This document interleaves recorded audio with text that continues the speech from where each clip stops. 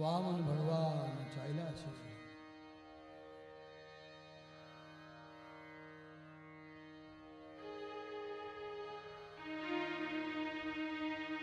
દેવોના ગુરુ બૃહસ્પતિએ યજ્ઞોપવીત આપ્યા છે. કશ્યપજીએ મેઘલા આપી છે.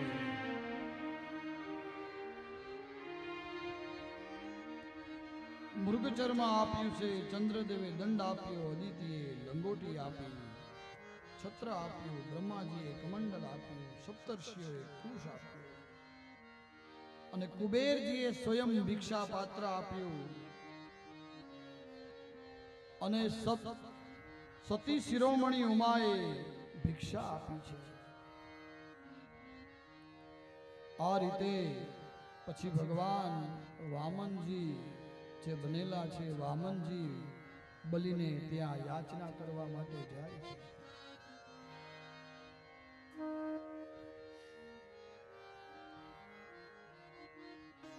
બરાબર બલિના દ્વાર પાસે પહોંચ્યા અને ત્યાં બલિને સમાચાર આપવામાં આવ્યા છે કે કોઈ બટુક બ્રાહ્મણ આવ્યો છે આપણે દ્વારે.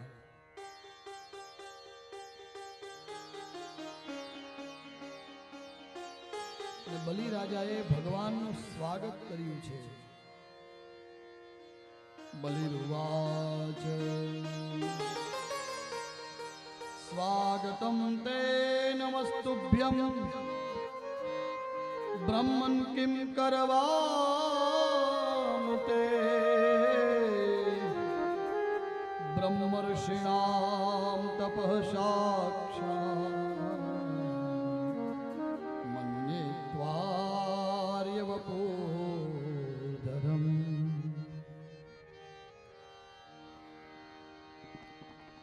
બલિએ કહ્યું કે હે ભૂદેવ, હે બ્રાહ્મણ, આપનું સ્વાગત છે, આપનું સ્વાગત છે, આપનું સ્વાગત છે. હું આપને નમસ્કાર કરું છું. આપ મને આજ્ઞા કરો, હું આપની શું સેવા કરી શકું? સ્વાગતમ તે નમસ્તુભ્યમ. સ્વાગત છે હે બ્રાહ્મણ, હે બટુ, તમારું સ્વાગત છે.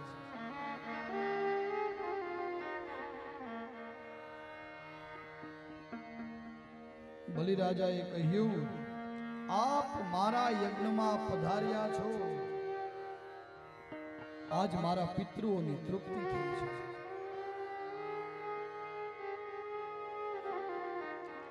મારું કુળ પવિત્ર થયું છે. મારો યજ્ઞ સફળ થયો છે. હે પરમ પૂજ્ય બટુકજી, એવું બલિરાજા બોલ્યા છે. જે કઈ આપ ઈચ્છા રાખતા હોય એ મને કહો, હું તમને આપું. હું આજ બહુ રાજી થયો તમે મારે ત્યાં આવ્યા ને.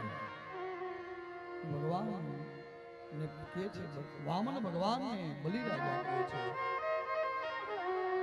ગાયો આપું, સોનું આપું, સમૃદ્ધ ભવન એટલે સજાવેલું ઘર આપું. બોલ્યા છે બલિયો.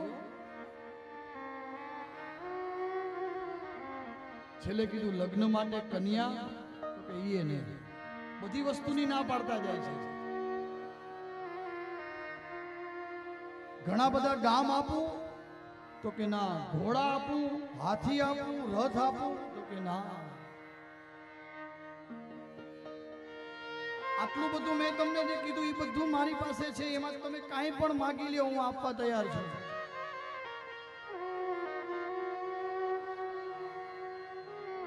એમ કરતા કરતા ભગવાન બોલ્યા છે, તમે કોણ તમને ખબર છે બલિ?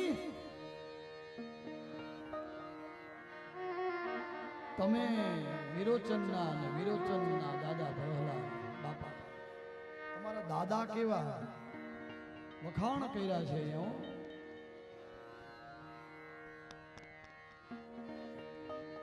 વડીલોના વખાણ કર્યા, વાહ વાહ કરી છે.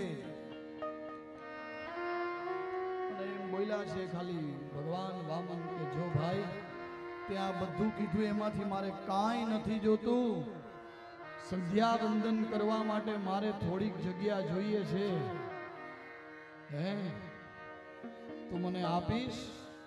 તો કે હા આપીશ ને. તમે નાના છો ને એટલે તમને માંગતા નથી આવડતું. તમને હજી માંગતા નથી આવડતું, નાના છો ને એટલે.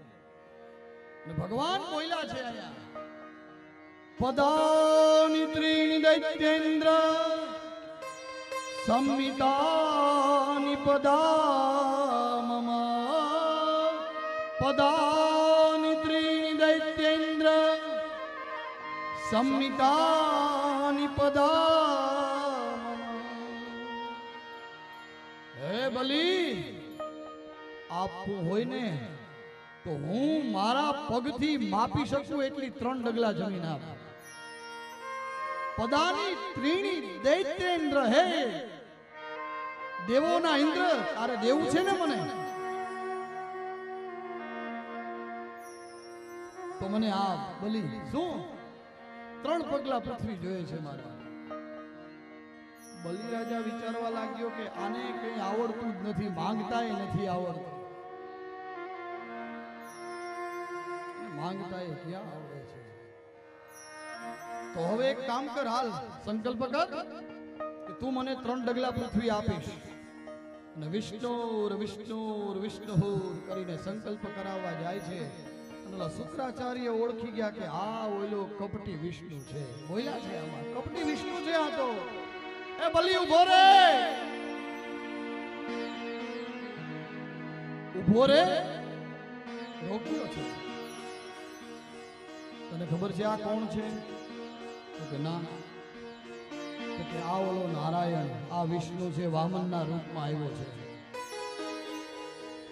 બધું હમણાં લઈ લે છે.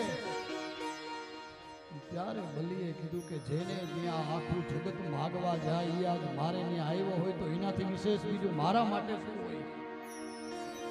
જેના દ્વારે, જેના ઘરે આખું જગત માગવા માટે જતું હોય ને એ આજે ભિક્ષુક બનીને, યાચક બનીને મારા ત્યાં આવ્યો હોય તો એનાથી વિશેષ મારા માટે કયો દિવસ છે?